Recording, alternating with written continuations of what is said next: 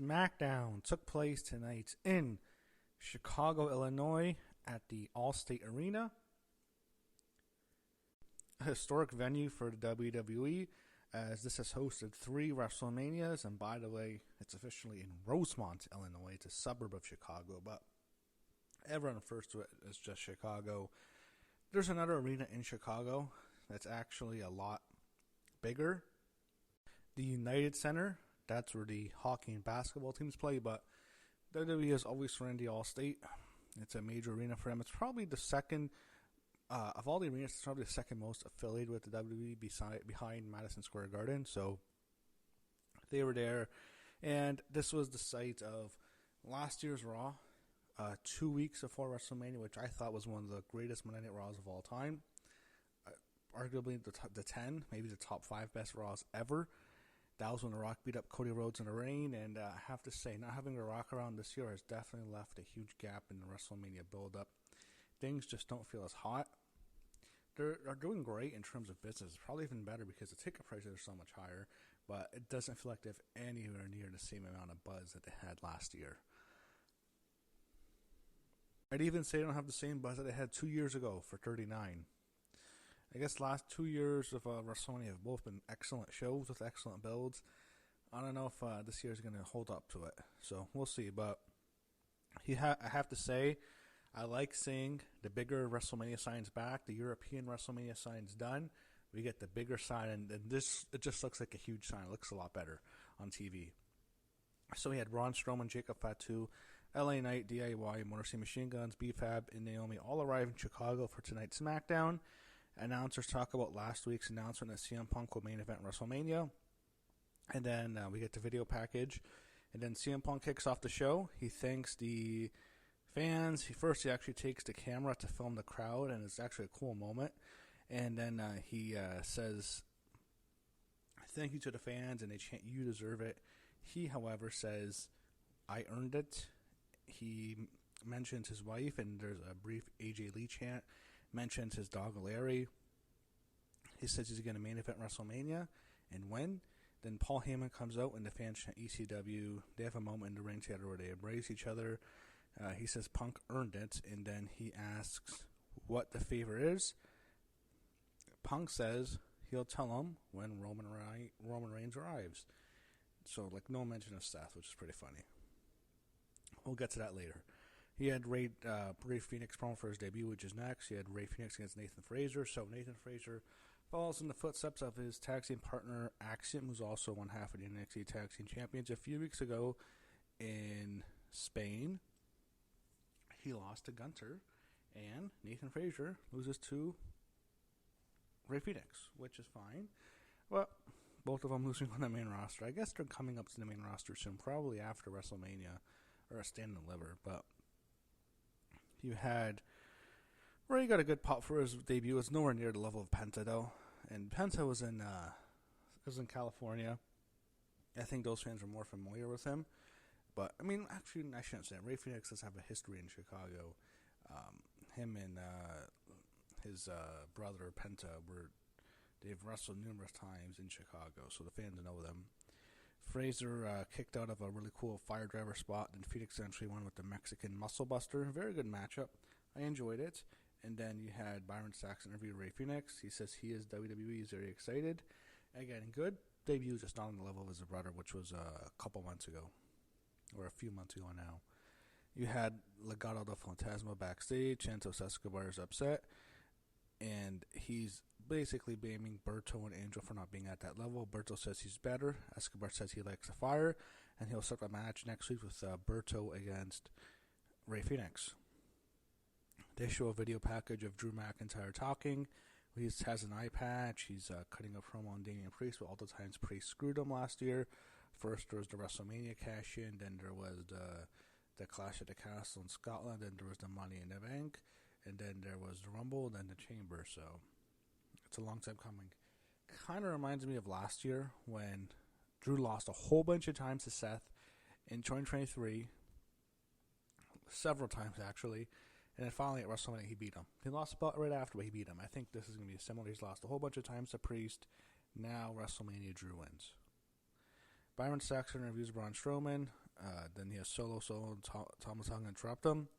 LA Knight comes in, and Tama does his stupid catchphrase. It sets a match between LA Knight and Tama Tonga.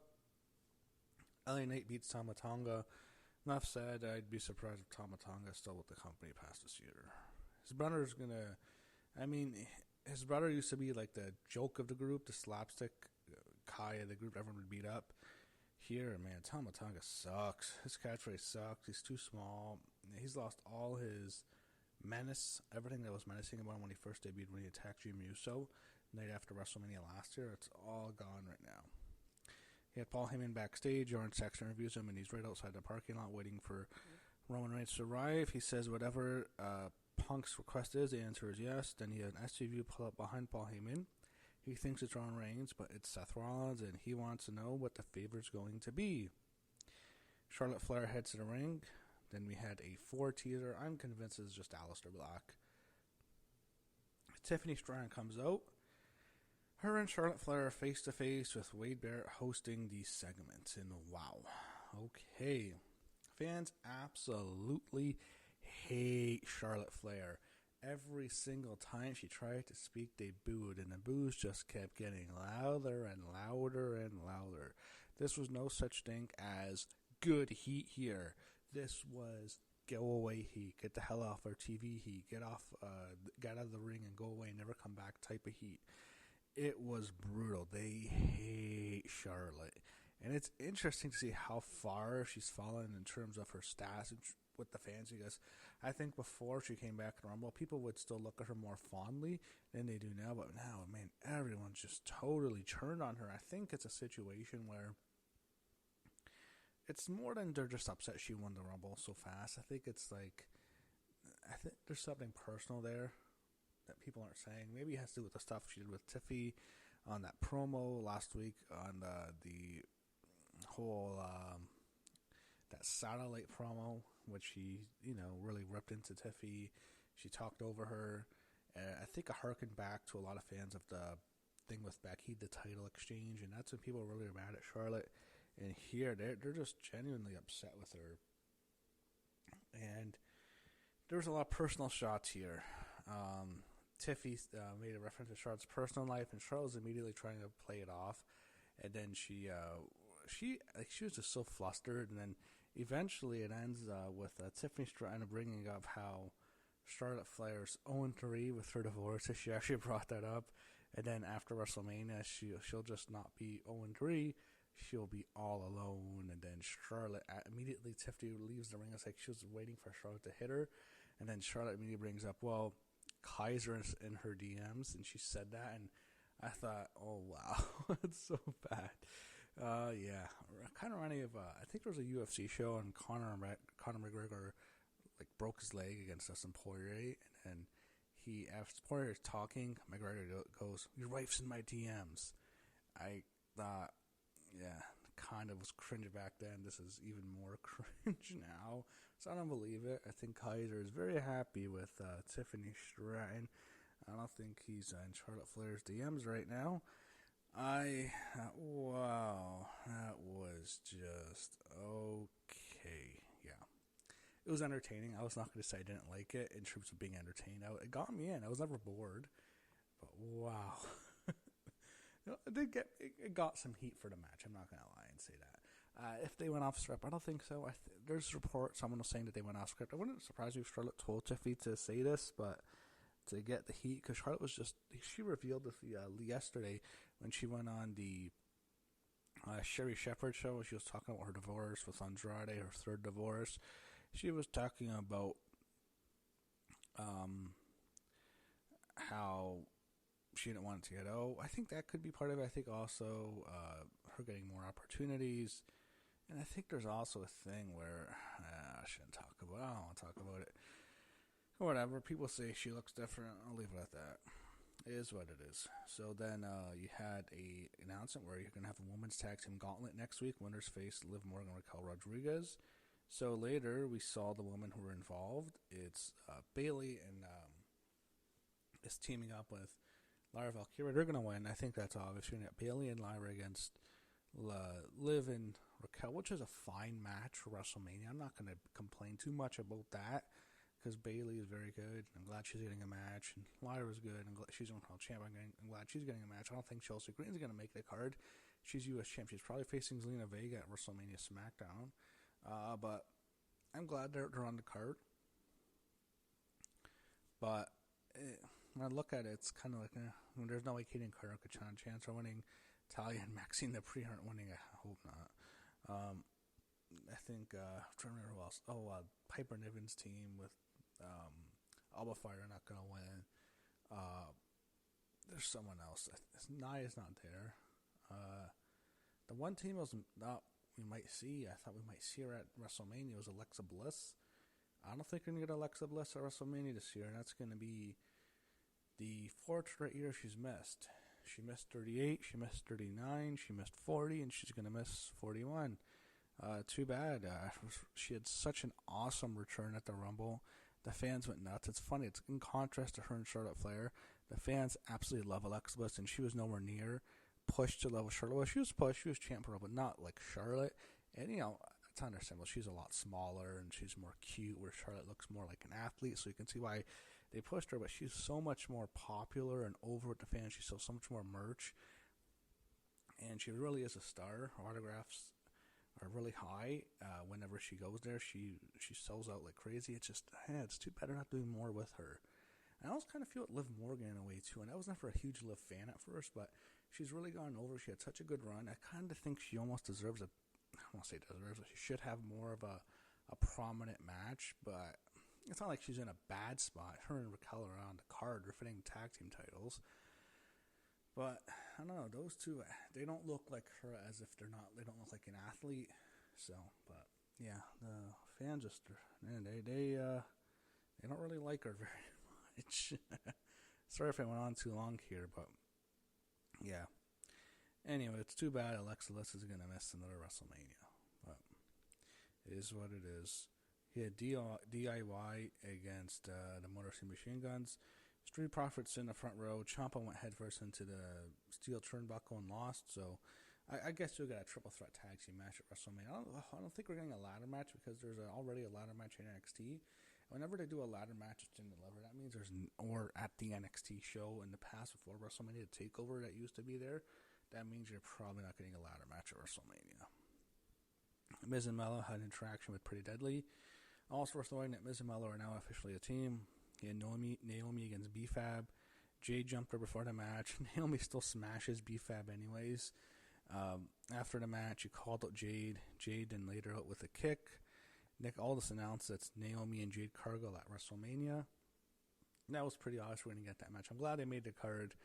Jade should just kill her. Should just be like a 2-minute squash. Jade should just crush her. He had Damian Priest video promo and Drew McIntyre. They highlight their past. He says they'll be face-to-face next week. Kevin Owens heads to the ring wearing a Bret Hart jacket. And right when I saw that, I thought, okay, this is going two ways. One, it's going to be a situation where he's actually hurt and he's wearing the jacket of his childhood hero, and that's why he's coming to the ring. Okay. Or, number two, it's all a work and he's going to attack Randy. It's kind of be like the Mark Henry infamous fake retirement, something along those lines. That's what I thought we're getting here. And it was unfortunately the former. So he heads to the ring, and he had a Triple H Hall of Fame video package with Evolution, and I thought it was kind of funny because they show Batista here, and every single time I've seen Batista in a review for one of these video package or these documentaries, he always looks the same. It's that same. They probably spent like 4 hours at his host and asked him a series of questions, and it's from like 2019 when he came back to face Triple H. And it's so funny because he always looks the same. It's so obvious. You see Randy, he looks like how he looks recently, and Hunter, and then that really stands out to me. You had Nick Aldis on Kevin Owens' injury. He introduces him to the ring. It's a very serious segment. Kevin Owens comes out. He announces he needs neck surgery. He'll be out for a while. He thanks the fans. Says he doesn't know when he'll come back. He says it sucks that he can't face Randy Orton at WrestleMania. And it's a somber moment. The fans are sad. He had one woman crying in the crowd. And I thought, wow, this sucks. I mean, Kevin's actually going to miss WrestleMania. And I don't think this is the end of Kevin Owens. I think he'll wrestle again. I have to think so, but we may not see him for a while. We may not see him until 2026 or 2027, or maybe we don't see him again. I think that's much less likely, but I mean, we've seen neck injuries. Nowadays, you see wrestlers come back and they'll be cleared after years of inactivity, but man, bad news. Randy Orton comes out, and then him and Kevin don't shake hands. I don't think they should have, just to protect the storyline, but they acknowledge each other on the apron. Randy's in the ring now, and then Nick Aldis unfortunately tells him that he's no longer has a WrestleMania match. So in protest, Randy Orton RKO's Nick Aldis. Who is Randy's opponent going to be? I hope it's not Nick Aldis. I don't want to see that match. I think that'd be a mistake. I don't want to see that. I thought maybe Sammy might come out, but we haven't seen him since the Chamber. I don't think we're going to see Sammy again for quite a while. I think you're just going to get Randy facing someone else, and it's too bad because Kevin and Sammy had such a crazy match, and I remember thinking all those fucking crazy bumps Kevin took, and Sammy took some bad ones too at that Chamber. Wow. I mean, he took several neck bumps. I remember on chairs. That's probably it.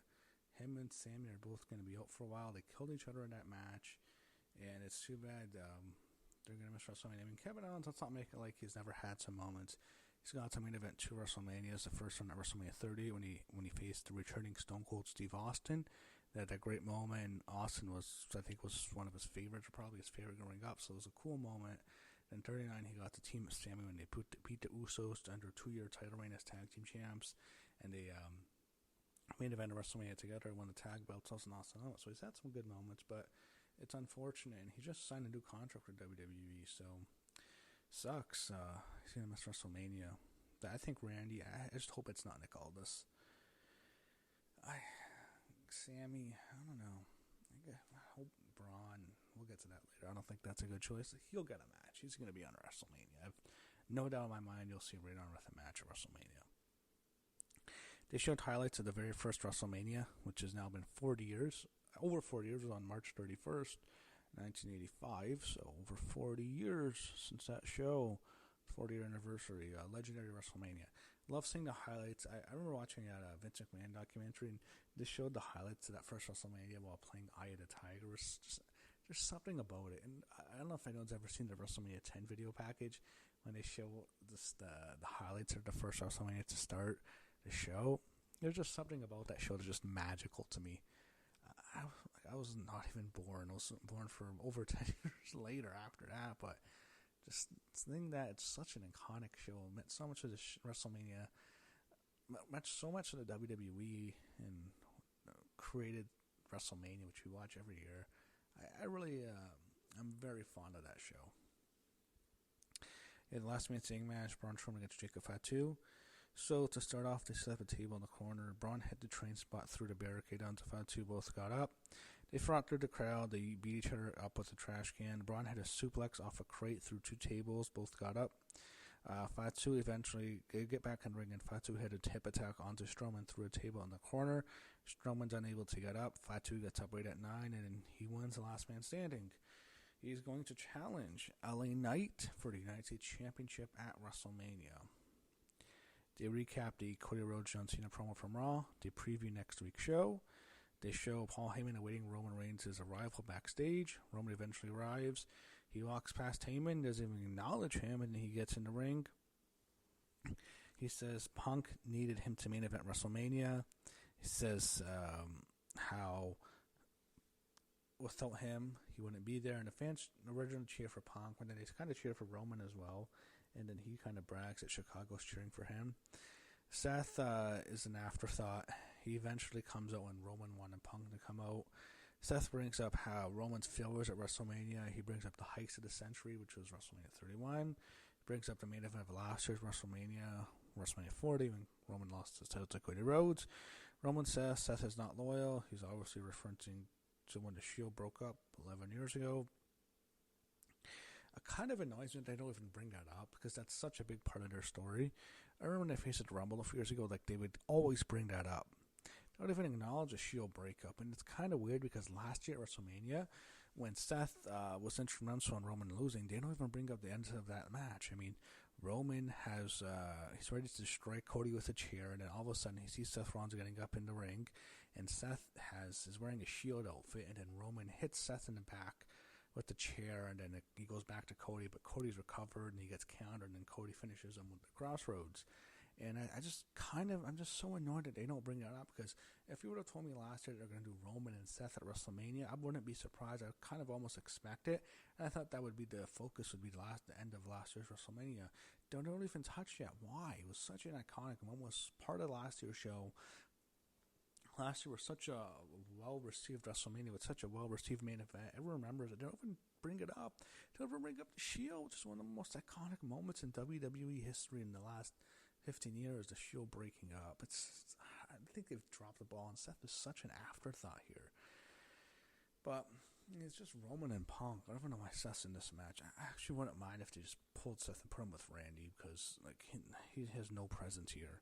Anyway, they call up Punk. He finally comes out. He harkens back to December 2006. I thought, what? That show? The worst pay-per-view of all time in the history of the WWE. But it was revealed that Punk went, after the show, Punk was talking to Paul Heyman, the Big Show, and Big Show's boss, and Rob Van Dam, who was also there. It was a brief RVD chant, didn't get loud. But the four of them were talking, and Punk is telling Heyman that you can't go without him, and they'll fire him without him. And then Heyman's telling him, once you main event WrestleMania, I'll be on your side. And he then says the favor is Paul Heyman must be in CM Punk's corner at WrestleMania. Roman's laughing it off. He says Heyman wouldn't. He's telling Heyman to say no. Heyman cries. He says he can't decline Punk's offer, basically. He's telling Roman no. Almost reminds me of when he told Solo no in Madison Square Garden last year, and then they destroyed him. It was very similar to that. And then he is very sad. He's crying. Seth is laughing in the corner. Roman is shocked. He's disappointed. And then Punk attacks Roman. He jumps him and gives him a go to sleep, lays him out. Heyman is screaming no as Roman's destroyed. And then Punk stares down Seth Rollins in the corner to end the show. That's how SmackDown ended. A very good ending to the show. The main event segment was good.